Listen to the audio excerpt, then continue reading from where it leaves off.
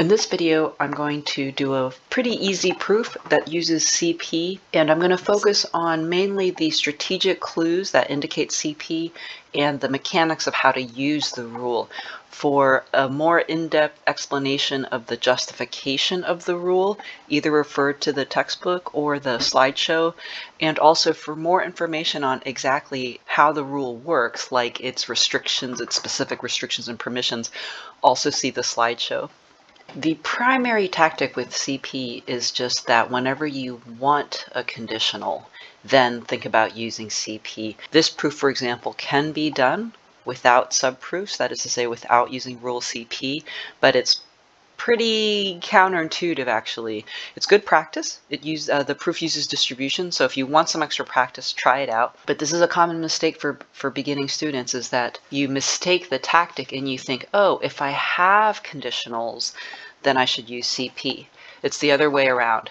Use CP only when you have a conditional that you want to derive. And this is a conditional that you want either as the primary conclusion of the argument, or if you want a conditional as an intermediate step in your proof. Now that we know that we want to use CP, then the next job is to figure out what we're going to assume for conditional proof and what we're going to try to derive from that assumption. That is to say, the line that upon deriving it, we know that we can then end the subproof, so the last line of our subproof. And the way to do it is to always assume the antecedent of the conditional that you want.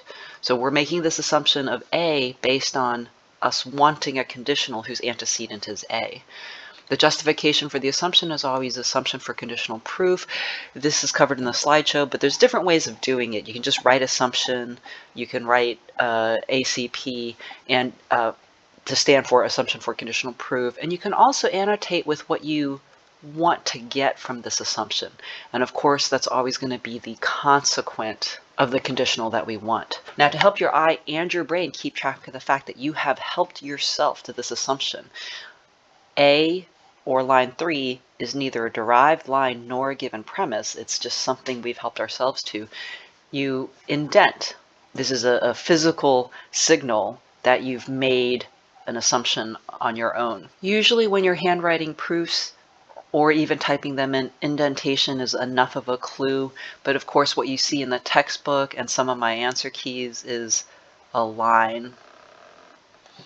How do you know how long that line will be? You don't know. It will be anywhere from a few lines to many lines. Once you have opened your subproof, the proof proceeds the normal way, which is to say you have to figure out what comes next. And here, with this proof, I'm going to work backwards.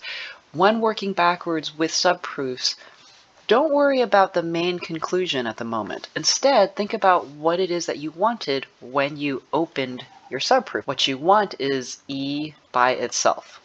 And so then we look around, we take stock, and E occurs in the consequent position of line 2. And that line, of course, is a conditional. And we've got a rule that lets us derive the consequent of a conditional by itself, and that's going to be MP. But to use MP legally or successfully on line 2, we're going to need the antecedent of this conditional. That is to say, we're going to need B or D somewhere in our proof in order to use modus ponens to get line E. And we look around and of course, we don't have B or D. And so now we just add that to our wish list. Want B or D. We take stock, we look around, we certainly don't have it yet. And in fact, you might notice that we don't have any D's anywhere else except in line 2.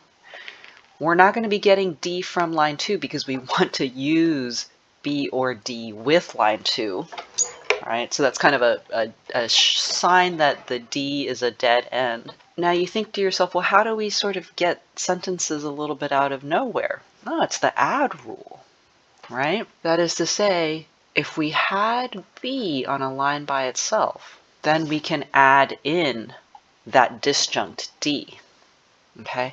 And so then we realize that probably what we want B on a line by itself so that we can add in the disjunct D. And of course, we don't have B by itself, but we do have B embedded Admittedly, this is deeply embedded within a complex compound, so we can't get it directly, but the B occurs as a conjunct of a conjunction. So if we could just somehow break off that tail end of line number 1, we could use simp to get B, right? And we notice, hey, look, line 1 is a conditional, and so we can derive that consequent as long as we had A, and of course that's what we have at line 3. So that means our next move is going to be modus ponens on lines 1 and 3 to get that consequent. Why did we want that consequent? Well, because we wanted B. That's going to be for simp. And why did we want B? Well, here now we can unroll our working backwards technique. We wanted B so that we could add in the D. It's going to be 5 add. We wanted that to be able to use modus ponens along with line 2 to get E. So that's going to be 2 and 6 modus ponens. And then here, look, as you can see, my line was a little bit too long, so I just erase a little bit of it. And then the last line in this proof, CP doesn't always have to be your last line, but in this proof it is, because we just want the conditional then that CP allows us to derive. And what that is always the assumption line. So always, always, always the first line, whatever it is, the first line of your subproof, stick a horseshoe after it, and then write in the last line of your subproof. And as necessary, stick in parentheses so that you end up with a well-formed formula. Here, we already have a well-formed formula, and so we don't need to stick in any parentheses. And of course, the citation for CP is, 3 through 7, because to close the subproof, we have to logically discharge it, and we do that by giving back everything that happens in the subproof. And so we indicate that that's what we're doing by citing the lines 3 through 7, not just, for example, 3, 7. So that's a short proof with a straightforward use of CP and the working backward strategy.